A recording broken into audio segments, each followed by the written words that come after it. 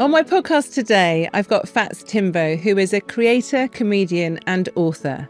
She has achondroplasia and it's affected her in many ways, but she's turned it into something very positive. Her whole life actually is really positive. Her book is entitled Main Character Energy, and there's so much energy coming off her. We talk a lot about how to face challenges, how to be the best version of yourself. It's a great episode and so many things we can learn from. So very excited that you're here today. So Fats is a creator, a comedian and an author, soon to be paperback. But I couldn't put it down actually when I read it, but we will talk about it. But it's great that you're here. And there's lots to talk about. I was really, when I was reading your book, I felt sad and happy. I felt negative and positive. I had loads of emotions going around. And that's probably how you spent a lot of your life. Is that fair to say? Oh, yeah. And that's just how you described reading the book. That's literally how I feel every day. Sometimes I can just be sad about when I go outside, people looking at me. And then when I go to a space where I'm loved and cherished, I feel great. I feel happy. I embrace myself. And I think sharing the highs and lows of my life was super important because I didn't want to sugarcoat anything. No. On social media, everyone shows the highlights of their life and the best side of themselves. And for me, I think I wanted to let my followers know that there's another side to me. There's a story behind me. There's a reason why I am resilient, or there's a reason why I have a relatable humor. It's because I go through things and I shed humor about it, and I also talk about advocacy as well. Yeah. So I think it was important to highlight those things in my book and inspire others to overcome their adversities. I think it's because everyone has got some sort of adversity. So everyone's got something that isn't liked by others, but often you can't see it. Yes. When you've got a difference, whatever it is, people want to try and find fault in it rather than it being a superpower or something that even identifies you or makes you who you are. And I think it's, it takes a long time for us to realise that. You've realised it a lot quicker than most of us, I think. But even, when your mum was pregnant, she was told something really awful, wasn't she? Yeah, she was told that at 6 months precisely, that I'd either have Down syndrome or dwarfism. Do you want to abort your baby? And at this point, my mum was devastated. Yeah. She was upset, but she had already fallen in love with me, and she was quite fearless in the sense that whatever happened, what was going on with her, she was like, you know what? I'm going to see it through and I'm not going to listen to the doctors. I'm going to love this baby no matter what, which I've always felt from her. No matter how angry she gets at me sometimes, she's always loved me, fully. And she loves all her children. She's got 5 kids. And, she's always said, I wanted you. Yeah. I wanted you. I didn't care what anyone said. I wanted you as my child. So she's so important, and didn't she make the right decision? Yeah, she did. You've got achondroplasia, but it's not a disability that means that people have to terminate. Yes, that's the thing, and that's what's quite sad as well, because why was it a thing to maybe terminate me because I have achondroplasia? It doesn't mean it's only my height that is affected in my body. It doesn't affect your brain. It doesn't at all. It doesn't affect my brain. It doesn't affect it just affects the instructions to say how big I should grow, basically. So, but it's not a reason to terminate a baby. So I think my mum had that same thought, and she thought maybe as well, if I do have Down syndrome, that's another reason. Okay, might have a few learning difficulties, but she said that she'd seen people with learning difficulties and they were fine. So and still very much loved as well. Yeah, exactly. I went to boarding school actually when I was 9, but one of the people in my house had achondroplasia. But when we started, we were all small, you know, we were 9, and so like it was no big deal. Like she was the same height as us, you know what I mean? Yeah. And what was really interesting in, you know, at a boarding school, you just live and breathe everything together, and we just grew at different rates, different pace, and it was just not an issue.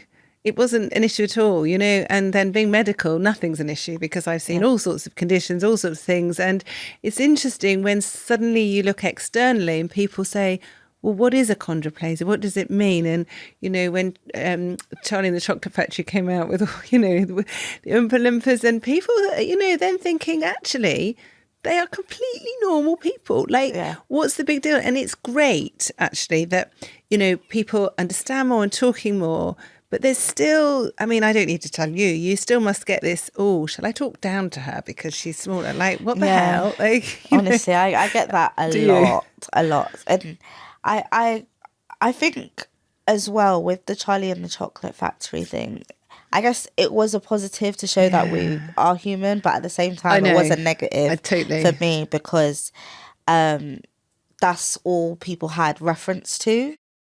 And it was so annoying being born in a world where that's the only reference people have of your condition. So I was always mocked. I was always being made fun out of, because of the movie. The film? Yeah, really? yeah. So people would refer me as an Oompa Loompa. Oh my gosh, no, I hadn't thought about that. I was just thinking, like, people can see that there's actors that are really good. People would spin it in a negative thing, and it's, frustrating. And exhausting, basically, sometimes. So, as a child, because I have no control in that. No. I can't.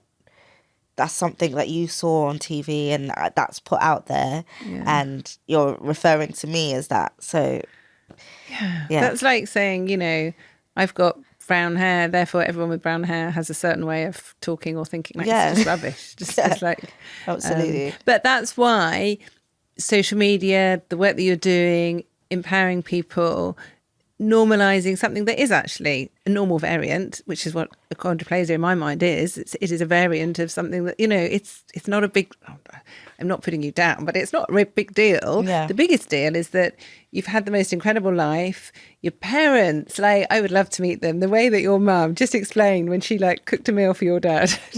My parents are the best. Like, my dad, whenever he goes to an event, he has to be the most snazziest person.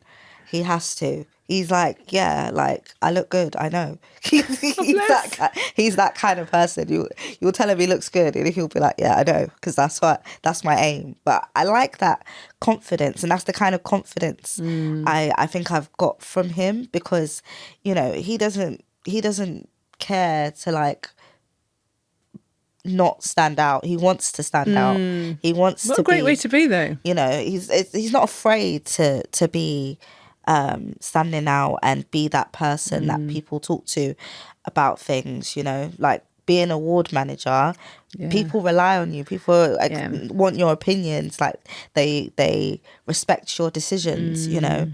Every time he comes over, because he works abroad, he's like, this needs to be done, this needs to be done. I'm like, oh, Dad, you know, he's got high expectations. So that's kind of how I've lived my life, in a way, having high expectations of myself, seeing things through, pushing through.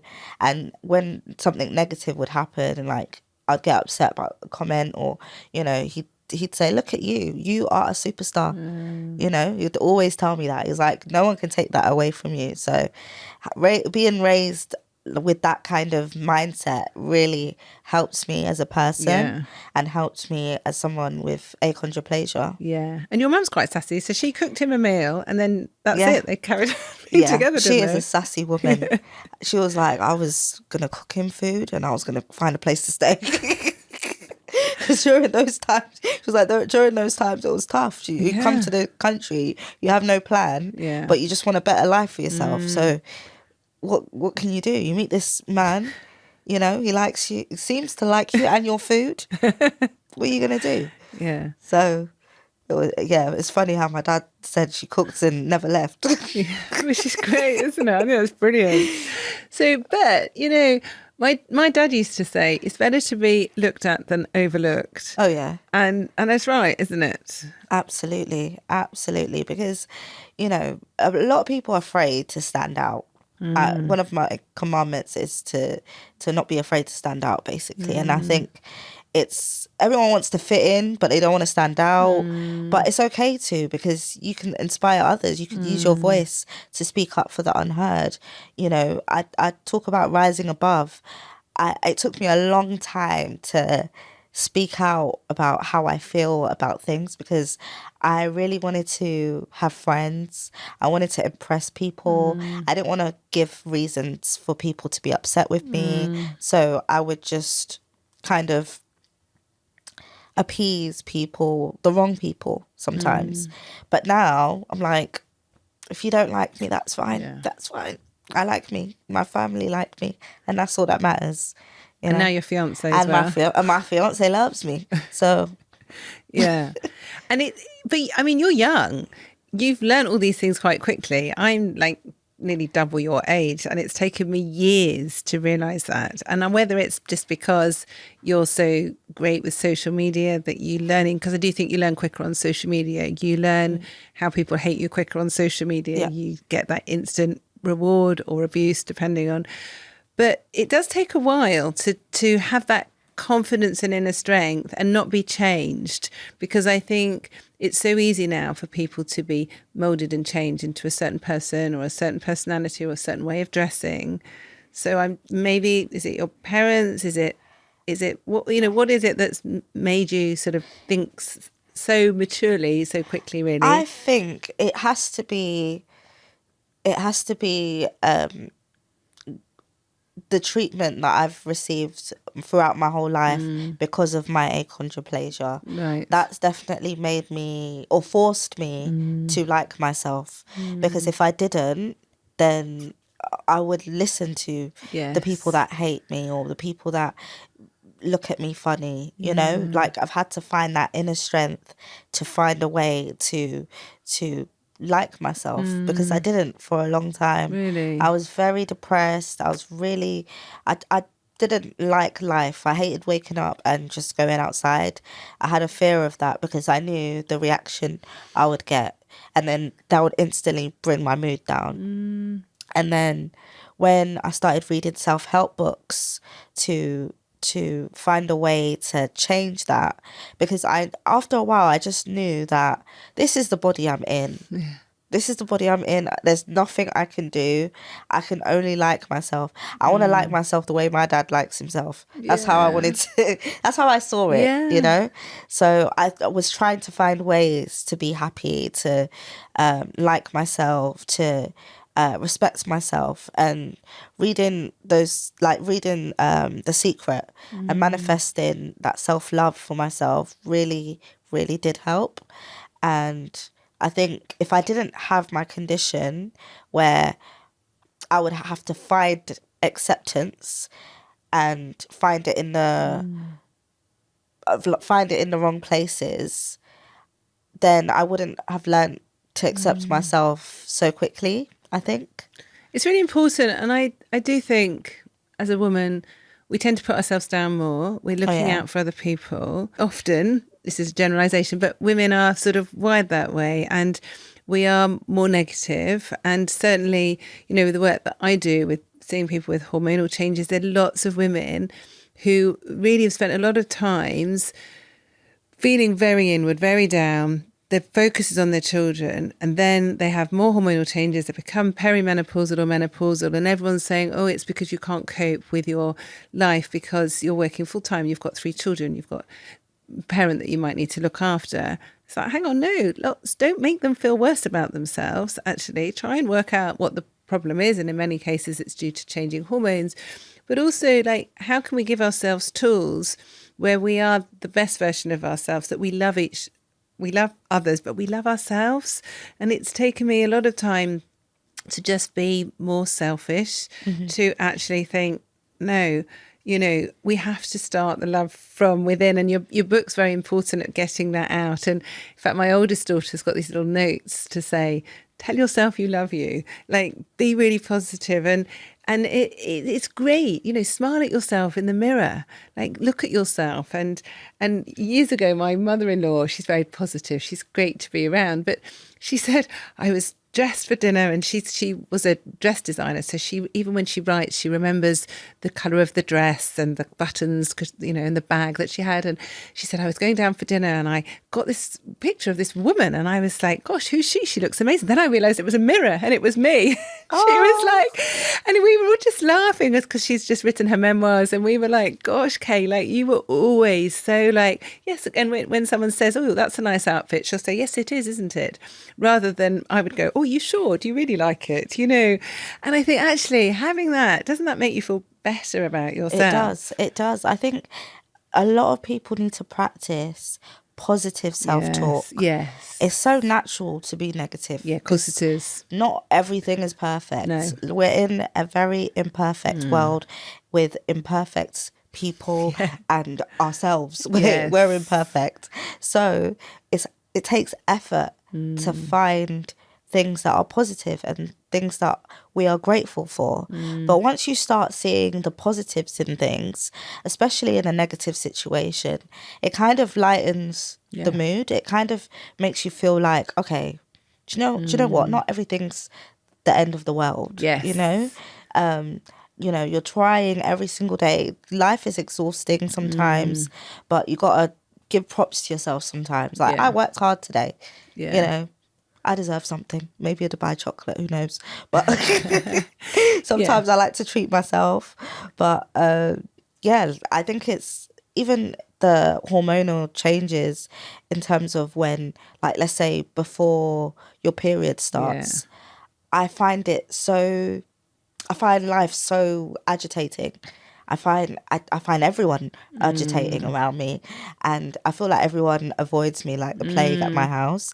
And then my period comes and I'm like, oh yeah, that thing, you know. Why is it a thing to get angry and negative before your period starts? It's so common. So have you heard of PMS, premenstrual syndrome?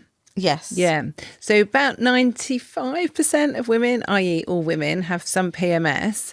But what happens, I don't know if you remember any sort of charts you would have learnt maybe in biology classes at school, where your hormone levels fluctuate throughout your menstrual cycle. So you have like a little peak in the middle of your cycle where we release an egg. And then the second half of our cycle, so the run up to our next period, we have a rise in progesterone, one of the hormones, and a rise in estradiol, which is a type of estrogen. And the progesterone especially goes really high. And then just before our periods, a few days before, it crashes and goes down very quickly.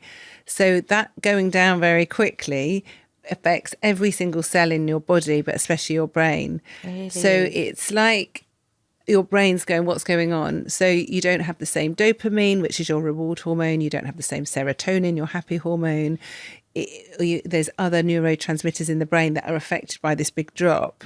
And that manifests itself often with mood problems. A lot of people feel very low, very tearful, emotional, angry, irritable. Yeah. Some people have physical symptoms. So sometimes people might have palpitations or joint pains or acne. Hair might just look awful. You know, those sort of feelings. And it's all related to the change in hormones. But the problem is, because it's about women, it's just normalised. It's like, yeah, you will feel like that, but don't worry, it's only for a few days. Actually, like if you've got a really important interview or you're doing something really important, like why should you feel not the best version of yourself because of your hormones? So often when we see people in the clinic, we'll just give natural hormones. So different to contraception, it's like replace like for like. Right. Often start just with progesterone because that's the biggest drop. And lots of people just take progesterone for those few days just to sort of stop that, so plateau them a bit more, the hormone levels, sometimes some natural estrogen, estradiol as well, and then people feel the same all the time, which is so much better, because often with age it can get worse. And the symptoms can be more extreme. Worse for me. It is. I think a lot of women would benefit from that, because I don't think they're even aware that is going on. They just think it's just hormones. Yeah, well, this is the thing. Oh, don't worry, she's just a hormonal woman. Just ignore her for a bit. And it's always a bit of a joke, but it's really difficult. And then when it's more extreme, so really has a big effect on people, it's often called PMDD, which is premenstrual dysphoric disorder, which basically means you're having a really terrible time. But a lot of people don't even join the dots and know that it's related to hormones. So a lot of women are given antidepressants, or they're given contraception, which is a different type of hormone, and often it blocks like the serotonin happy hormone even more. So people then feel worse. So giving natural hormones, and we've known it for decades. Like for decades, people have written about it, talked about it. And I was actually reading about the history about it a few days ago. And the first time it was written about, it went to a psychiatric journal, and the psychiatrist went, oh, that's just women's health, we're not interested. The gynecologists who control women's health, because it's all about our periods, never read psychiatric or psychiatrist journals. So then they still don't think it's a real condition. Really? A lot of the time. I mean, it's generalisation, of course. But yeah, so women are just like, well, who do I talk to? What do I do? How do I get help? But it's a real thing. And it's not just for the women, like you say. It's like for everyone around us as well. Yeah, it is to understand what women go through in terms of periods and things like that. But it's... Yeah. So my oldest daughter has PMDD, and she started off having hormones just for those few days, and now she has them throughout her cycle, but the same amount. And it's the most natural way of producing your hormones, you know, making them level. Because if you think like evolutionary, women are designed to just get pregnant and have like a good level of hormones. We're not really designed to have periods every month. But it's the impact that it has on people and others. Oh, yeah. Can be really difficult because they don't know what to do. They, you know. We don't know what to do. No, right? No. It's just happening. Yeah. And it's just these moods are coming up and you're like, I just feel low. Yeah. You know, everything is frustrating. But once people understand, and, you know, in medicine, we try and treat the underlying cause. You know, if you had low iron, I would give you iron. If you have low hormones at a certain time, we just give you hormones. But it's very simplistic and it's very simple. But the hardest thing is women actually being able to access treatment and talk about it to someone who understands. It is the access. I think the education as well. Yeah, totally.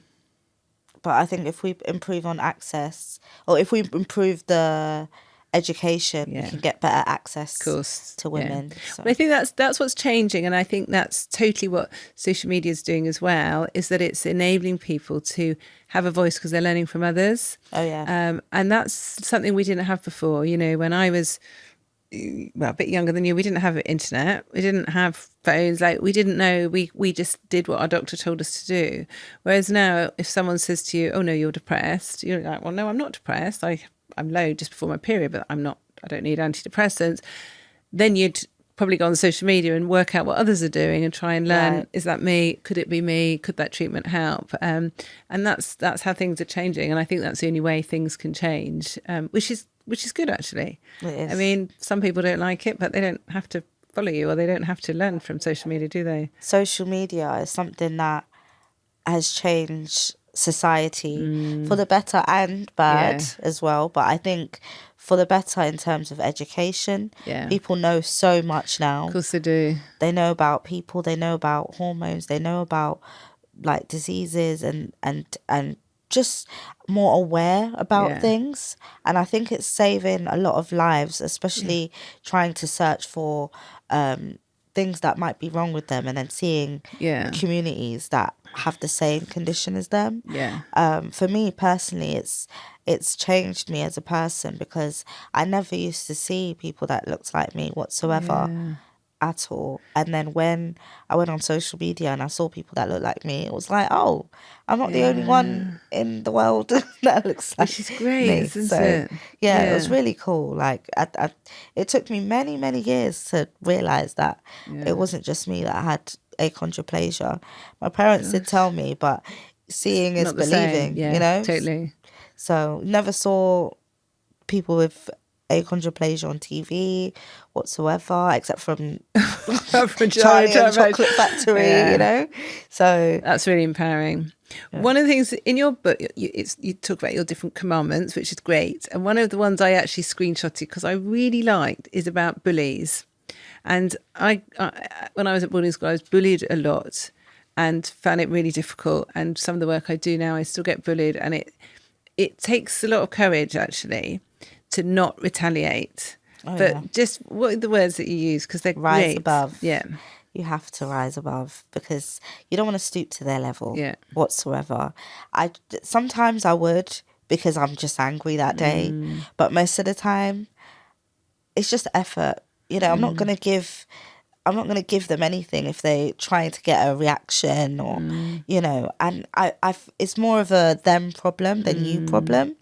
You know, people that look at other people negatively and comment on them and try to make them feel less than, it's not right, and they don't deserve good people's time. And the other thing you said was if it's still happening, get help. And I like that. You know, if it's at school, talk to someone. Don't do it alone. Yeah. And I thought that was really good advice as well. It was so important to share that because I didn't do it alone. I don't know if I would be here if I did it alone. I had a counsellor throughout primary school, secondary school, college, university. I had somebody that I could talk to about certain things. Like I could say, this week this person looked at me funny, or this week I was upset because so and so. I could let it all out instead of holding it in. I don't have one now. I should really, but I think You've right learned now so much. I've learned so much, so much about how to deal with my mental health. And I think as well, when I get overwhelmed and upset, I've learned that it's okay to cry. Yeah. Like I used to think it was, you know, you're weak if you cry, but sometimes I'll just cry to Alan, and then he'll be the shoulder to cry on, basically. And he'll be like, it's okay, it's all right. My mum hates seeing me cry. She starts crying as well, and then I start consoling her. I'm like, who's crying here? You know, it's so annoying, but yeah, I hate seeing her upset. So I cry to Alan if I'm upset about things, and you know, that's like my therapy, really. Yeah, it's so important. So before we end, I always ask for 3 take-home tips. There's loads of tips I want from you, but I think the 3 is how to be as positive as possible, because you just, you know, there's so much positivity coming off your book. Like, what are the 3 tips for us to be more positive? First one is practice positive self-talk, whether that is telling yourself affirmations or telling yourself what you're grateful for in a negative situation. Just practice that, and then that can really help you have a positive mindset, because then you're not seeing the negative side of life. The glass is half full, not empty. Another one is surround yourself with positive people. When you're around negative people, they can really dampen your mood, and everyone gets influenced by people. You know, if you're around positive people, then, you know, the sky's your limit. Another one could be to go for your goals, no matter how hard it is, right? And it's easier said than done, but you gotta love the process, because that's all we got, really. Because once the result happens, you're on to the next thing. Yeah. You know, so you gotta really love the process of what you're doing, and then you can reach for your goals. Love it. Enjoy the journey, and enjoy it when you get there as well. Exactly. Enjoy it when you get there. You have to embrace it. Yeah. So important. Oh, thank you. It's been great. Thanks ever so much for coming. Thank you for having me. I enjoyed this. Subscribe to my newsletter for exclusive insights and updates on new episodes.